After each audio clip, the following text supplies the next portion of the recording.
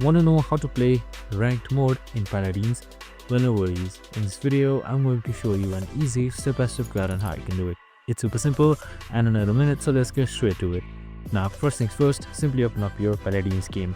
So once you have opened it up, you should be provided with this interface right here. This is the main menu. So once you're under this main menu, on the leftmost side, you should be seeing various options right here. And on top, you should be seeing play. So you can just simply select it. So once you have selected play, by default, you should be under quick play right here.